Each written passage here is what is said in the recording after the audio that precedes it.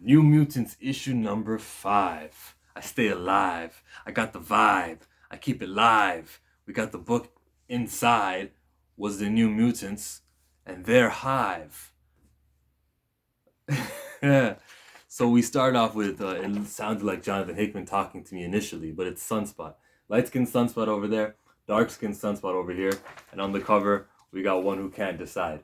I don't know what the idea was here by Reis because he did all the artwork, but I'm sure there was something that was intended to get across by drawing him differently like that. But it's a Hickman book, so there's always like double meanings for everything. Maybe it was an FU at the editor. Hey, could you notice that? Will you fix it? Maybe that's how they operate. Maybe it's another one of those books where they put words that they look for people to Google search to check the search terms. I don't know. They do stuff like that here in Hickman books. So the idea of the book is to move the Nirmani, to wherever the hell they were trying to move her to. But the problem is that there is a secret person who the gladiator does not suspect, and he's acting shady. He's like, man, it's not usually not my attitude to be so secretive, but you're right. We shouldn't let anybody know about it. Ooh, the problem is that she's the ancestors of Lilandra. That family has problems with the Shi'ar Death Commando. You remember these people from way back? They'll tell us who they are on this page and on this page. One of them is a coward, Sega. So look out for Sega. The other one is Ryan Johnson. He's got the hyperspace tracking on her. I wonder how this is going to affect the franchise for years to come, thanks to this new technology that may or may not ruin every space. Oh, it already did in episode 9, right? And we got to do something called hyperspace skipping. But then when could a TIE fighter just track where you go next? Because if they could hyperspace skip also, then in episode 8 they probably would have done that. You know why? Star Wars is stupid. I like over here that fucking Cypher got his time to shine. He looks like the most useless person in here. But before the fighting could begin, he's out here saying, yep, okay, let me just read these minds, read the language. Yep, this is what they want. This is who they have. And this is how many are coming. Magik is like, okay, I got this.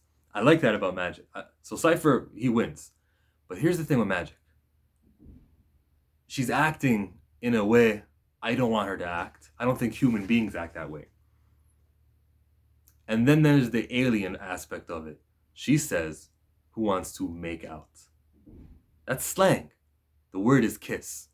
Yes, I'm overthinking it. But when you say, hey, who wants to kiss, they'll understand that. Who wants to make out? Well, the word make means to create. The word out means not inside. These are aliens. They don't understand our way of speaking, our terminology. So that was weird for like double reasons. Magik is gonna whoop ass. She's like, are you guys human? Which was a big line. You know why she's asking? It's because the rules of the Krakoans is kill no human. That was the first rule. So she's over here doing a survey. Survey says, this one I have to clarify, I'm not human. And they were no longer on the radar. You know what that means, that off-panel death? It means that they were transported to limbo. They're not actually dead. And the Black Cloak is out here thinking of what he's going to do next. Even Sean got some shine over there. And the other mutant whooping ass in the hangar. Okay. The Death Commando were taken care of by the New Mutants. It's not unbelievable. I rate my mutants that high. Power levels were not wonky. They fit right for me. And then we get to the final page. Oh my god, they're dead. Yeah, they're dead. That didn't land with me. How many times... Think about how many times in Dawn of X we've ended with death. I can think of this one, and I can think of Professor X's. I know there had to be another one. Oh, Quentin Quire and Logan. Oh my god, they're dead. There have been a couple. Maybe there was one more. But there's been a few. It's losing its touch because I know they're going to come back. The whole point of this Gold Balls bringing people back was so that writers didn't have to rely on that crux, like Amazing Spider-Man. The way he just died after Doctor Doom shot at him, maybe like a couple years, 2 issues back. Speaking of Amazing Spider-Man, did you see the way Mary Jane was written in that? When they were on, and this is a spoiler for this week's Amazing Spider-Man, when they were on FaceTime, and he's like, I got you flowers, and she says, I can smell them from here. That was so sweet. Because as a woman, at least I think, a woman thinks of flowers and thinks of how it smells. That's the first thing she goes for. So this man was in the brain of a woman and wrote her appropriately, in my perspective. So Jonathan Hickman didn't do that with Magik. I don't know where that came from. Magik's never been like a horny character. She's always been a kid, teenager. She was a girl, went to limbo, came back older.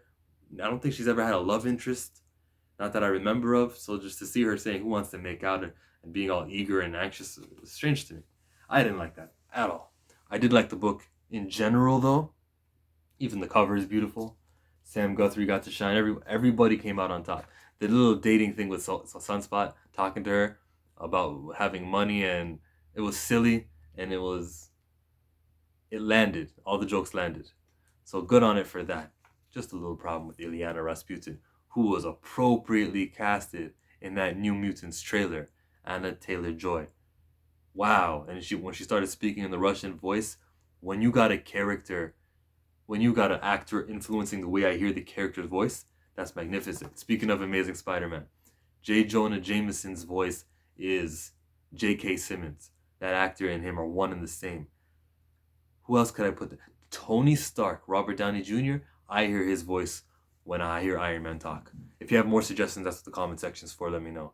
I don't hear Tom Holland's voice when I read Peter Parker or Cap, not Carol. Yeah, I guess it's just them, right? It's just those people. Not T'Challa either. T'Challa's more buff over here. Black Panther in comic book world is like, ugh. Chadwick Boseman's on his vegan diet, so it's not so much him. I wonder who they cast for the New Mutants, if they do New Mutants in the MCU, which they will. I hope they get a Disney Plus series too. I want so many mutants just to be in every movie, and then just put them on Disney Plus. They're out hiding either on Krakoa or Professor X's school. X-Men are coming to the MCU.